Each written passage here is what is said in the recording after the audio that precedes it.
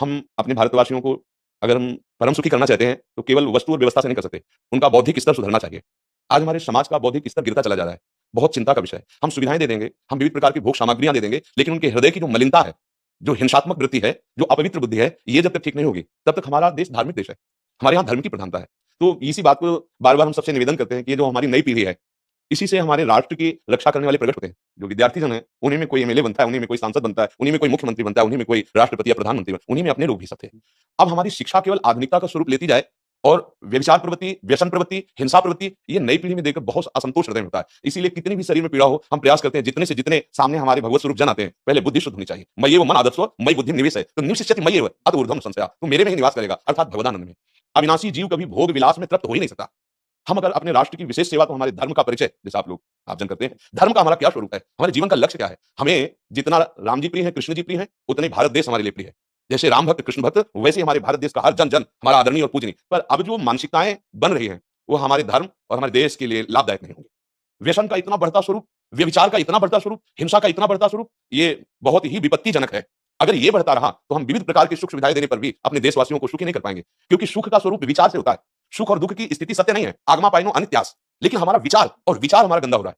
बस हमारा उद्देश्य यही है कि हमारे देशवासियों का विचार शुद्ध होना चाहिए। अगर विचार शुद्ध है, तो राष्ट्र प्रियता, जन सेवा, समाज सेवा ये सब स्वाभाविक होने लगेगा और विचार अशुद्ध है, तो सुविधाएँ बहुत हैं, उनका दुरुपयोग हो रहा है।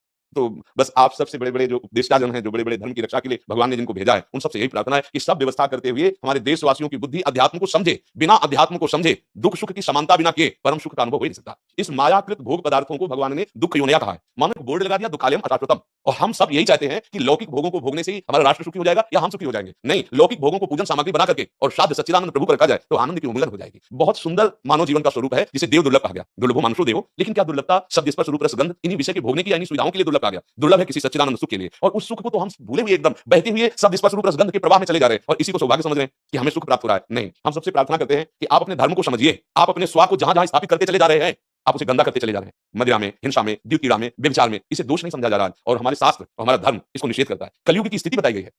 छोटे-छोटे बच्चे व्यसन करने में लग गए। आज स्कूली विद्यार्थी जिनको ब्रह्मचर्य से पुष्ट होना चाहिए, वो ब्रह्मचर्य नष्ट कर रहे हैं। ये बड़ा चिंता का विषय है। हमारे देश के लिए जो जवान चाहिए, हमारे देश के लिए जो भक्ति चाहिए, उसमें बुद्धि और शरीर बल दोनों होना चाहिए। शरीर बल क्षीण हो रहा है क्योंकि व्यभिचार प्रवृत्ति में बहुत कमजोर अवस्था में, जैसे गेहूं की फसल है और गलेत में काट ली जाए तो ना दाना मिलेगा ना सही भूस मिलेगा। ऐसे ही 20 वर्ष की अवस्था तक ब्रह्मचर्य नष्ट कर दिया जाए, तो वो गृहस्थी के योग में नहीं रह सकता। राष्ट्र सेवा की क्या बात है? हमारे राष्ट्र सेवा के लिए बहुत विशाल हृदय की आवश्यकता है। हमारे शरीर को बहुत स्वस्थ रखने की आवश्यकता है। तभी समाज सेवा, राष्ट्र सेवा। तो शरीर और बुद्धि दोनों का स्वस्थ होना बहुत आवश्यक है। तो शरीर को तो नष्ट किया जा रहा है विषय भोगों में। लोग समझने लगे कि मांस खाने से हमारा स्वास्थ्य अच्छा रहेगा, हम बलवान बनेंगे। अध्यात्म बल नहीं तो शरीर की चर्बी बढ़ा ले, लेकिन तू ना काम पर विजय प्राप्त कर सकता है, क्रोध पर, ना लोभ पर, ना मोह पर, ना हिंसा पर, फिर क्या जीवन। तो इसीलिए हमारा बार-बार हृदय में सबसे प्रार्थना है, संत भगवान भी आते हैं कि देखो इस समय आवश्यकता विचार शुद्ध करने की है, आहार शुद्ध करने की है, आचरण शुद्ध करने की है। हमारे देश ने चरित्र की पूजा की है। रावण किसी बात में कम नहीं था। आज भी कोई शिव वगैरह अभिषेक होता है तो टांडव स्तोत्र उसी का गाया जाता है, जटा कवि गले